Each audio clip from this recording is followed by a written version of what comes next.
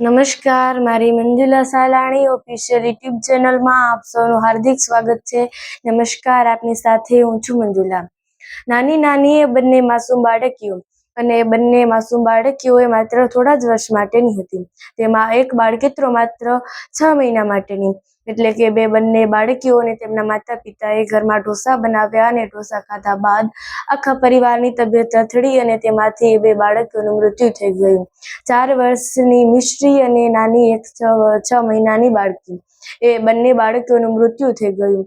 ત્યાર પછી તેમાં કેટલાક લોકોએ શંકાસ્પદ એવા ખુલાસાઓ થયા અને તેમાં માતા પિતા પર ખૂબ મોટી શંકા જે થઈ રહી છે.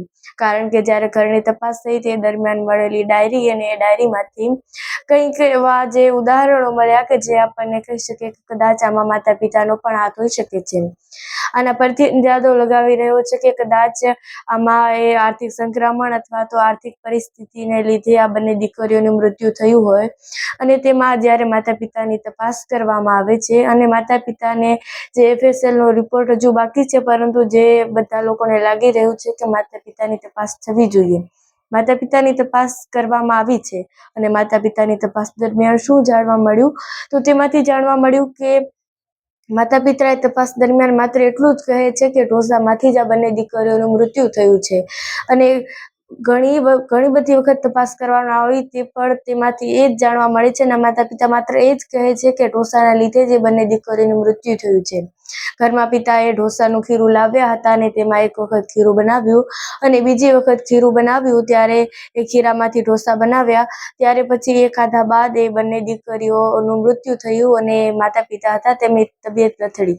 માતા પિતાની તબિયત પણ સારી કરવામાં આવી અને તેઓ પણ બીમાર પડ્યા હતા. ખીરાનો પણ રિપોર્ટ થયો, સાથે જ જે FSLનો રિપોર્ટ તૈયાર થઈ રહ્યો છે તેને હજુ વાર છે. બધાને હવે એ વાતનો ઇંતજાર થઈ રહ્યો છે કે હવે FSLનો રિપોર્ટ ક્યારે આવવાનો છે. અને જે માતા પિતા છે તેના પણ વારંવાર તપાસ થઈ રહી છે, પરંતુ તેમાંથી એ જ જાણવા મળી રહ્યું છે અને માતા પિતા વારંવાર એક જ વાત દોહરાવે છે અને માત્ર એક જ વાતને કહે છે કે એ ખીરામાંથી જ કંઈક થયું છે અને ખીરાના લીધે જ આ દીકરીઓનું મૃત્યુ થયું અને તબિયત લથડી. અને એક વાત એ જાણવા જેવી પણ છે કે જ્યારે એ બંને દીકરીઓનું મૃત્યુ થયું અને તાજેતરમાં આ ઘટના ઘટી હતી ત્યારે માતા પિતાનો જ્યારે તપાસ કરવામાં આવતી હતી તો તેમાં પિતા વારંવાર બેહોશ થઈ જતા હતા, બેભાન થઈ જતા હતા. આવી સ્થિતિ સર્જાતી હતી. આ માતા પિતાની વાત અને દાદા દાદી કદાચ એમાં પરિવારનો પણ હાથ હોઈ શકે છે તેવું પણ આપણને લાગી રહ્યું છે અને એવું પણ કદાચ હોઈ શકે છે. અત્યારે આ FSLનો રિપોર્ટ બાકી છે, પરંતુ તો જ્યારે સમગ્ર FSLનો રિપોર્ટ આવશે ત્યારે જ આ વાતનો ખુલાસો થશે.